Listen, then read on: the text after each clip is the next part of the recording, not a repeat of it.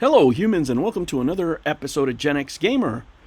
Well, I was having my lunch. I opened up my Twitter. I still call it Twitter. I'm an old man. It's okay. And I found this on my timeline. Razor Fist replying to Smash JT. Every day you continued, and you know what? I'll be dramatic to set the mood. Every day you continued to have a career, JT. It was because I allowed it. You had your chance to avoid disaster. You could have reached out, confirmed that you had reported lies. Now karma comes to collect. And if you thought Pro Jared had receipts, oh sweetie, I'm sorry for what's about to happen to you. The laughs are mine. That was pretty dramatic, man. I was like, what's going on here? And then I go to Smash JT timeline. He's like, for me, it was Tuesday. What else? This is what happens when YouTube bends the knee once, immediately opens the floodgates to everyone trying to take you down. You still have time to remove your defamatory video, JT. Not soon enough to prevent me taking your entire career, mind you. That was set into motion when you decided to repeat easily disproven lies from a drama stream. But time to save your channel from a libel claim. Ooh, oh my. You know, it's a different world now. It's a different world. We have Razor Fist threatening legal action. It appears to me, and I'm no lawyer, right? You should not get legal advice from YouTubers. It's not a good thing to do, and it's not a great thing to talk about legal cases, guys, on YouTube. If you're going to file a claim, file it. Don't talk about it, just file it. Make it public record so we can see receipts. Right? Where is this going to end? I don't know, but it's not going to be fun battling multiple lawsuits at once. Could it be that he found, this is the right time to file it because Smash JT is already in another lawsuit? I don't know. I don't know. But saying a libel claim, that's a legal claim, right? That's not just, talking smack in the wind. And I don't know that you want to do it over a live stream. I mean, it's pretty hard to prove here in the U.S., right? We're not in Australia, right? This is not Carl Jobs in Australia who's, saying stuff. And here in the U.S., a libel claim, is pretty hard to prove. Can he take his channel down? I mean, with YouTube the way it is now, that are, especially with anybody dealing with any type of controversy, yeah, I can tell you from personal experience, yeah, that they could do that, but it has nothing to do with a libel claim. That would just be YouTube, enforcing their ever evolving terms of service. It's interesting to see that, what is it that I put here? Civil War, question mark. I need to catch up on the details. Let the content flow. Yeah, because I mean, this is what it's going to be. It's going to be content. And,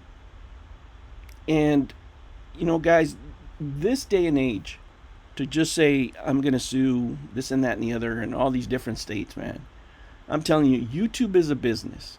And if you're making money on YouTube, right, and if you're making a considerable amount of money, you really need to set up an LLC. You really, and this is not financial advice whatsoever, but this is what I would do, right? Not that I'm ever going to get to that stratosphere, but if I had a channel that was making, I don't know, what an average salary is, I guess, if you're making $65,000, $70,000 a year plus, you need to protect yourself, right? Because anybody, literally anybody, can come up to you and say, oh, I didn't like what you said about X. That's the reason I'm not even touching what they're talking about, right? I need somebody to put it, and I haven't done enough research, but if somebody said this, whoever that is, I can comment on that. and I'm just commenting on what's already out there. That could probably get you in trouble with YouTube, but it's not going to get you in trouble with the law because you're just reading something that's already out there, right? You know, the worst case scenario, they could probably call you to testify because you're witness to what happened. But I think that this, you know, if he's not going to file it, right, or it hasn't been filed or anything like that, then, you know, you really shouldn't just throw it out there, right? And I don't think,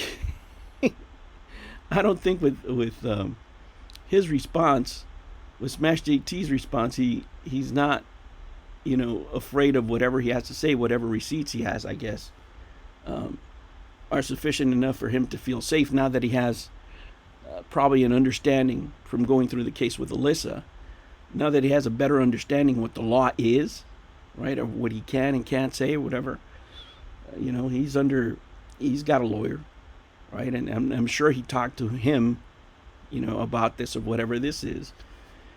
And yeah, man, it's geez, you don't like to see it, you know, you don't want to see people be in court, and just in my opinion, because it's a waste of time and resources, and in no way, you know, based on what I've seen, you know, in industry and business and stuff like that, in no way can you ever get monetarily, even if you use it for content, the stress that it brings on you, right?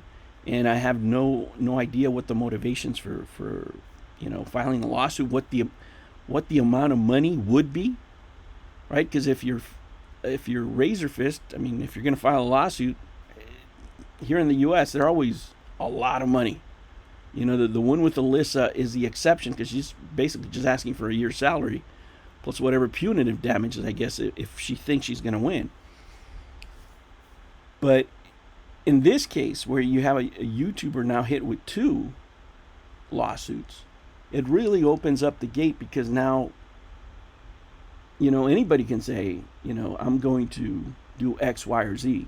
You know, I don't know that. I mean, for us that we like watching this stuff, you know, you enjoy the content, you like the drama, you look at it from afar, right? But you don't want to be involved in this stuff. You don't. You know, I mean, I wouldn't. I just like, what do you want me to take down this? Okay, sure, whatever. I'm not, you know. You know, if I hurt Carl's feelings and he tells me to take down a video, I'll take it down. I'm not going to argue over dumb stuff. I mean, my stuff is not, you know, it's all tongue in cheek. But if you're making a significant amount of money and you have a community that depends on you, and you have to put out this kind of content and you know it's legal, then you have to put those barriers in. I think that's the point we're reaching here for larger YouTubers. You know, not that's it is this on this case, but let me tell you guys, most cases settle, right? Most cases settle. If you are you know, somebody on the lower reins of the scale, right? Let's just put it that way, and you go sue a big company, 9 times out of 10, they'll send you an offer just to end it, because they don't want to spend that much money on lawyers. And then if you don't take it, then they really crush you. In this case, I don't know where this would end. It's a civil war within people within the same type of community.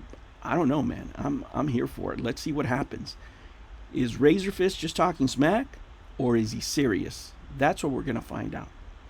All right, humans, I got to get back to my lunch, man. Put some Ricky sauce. Catch you on the next one. Take care.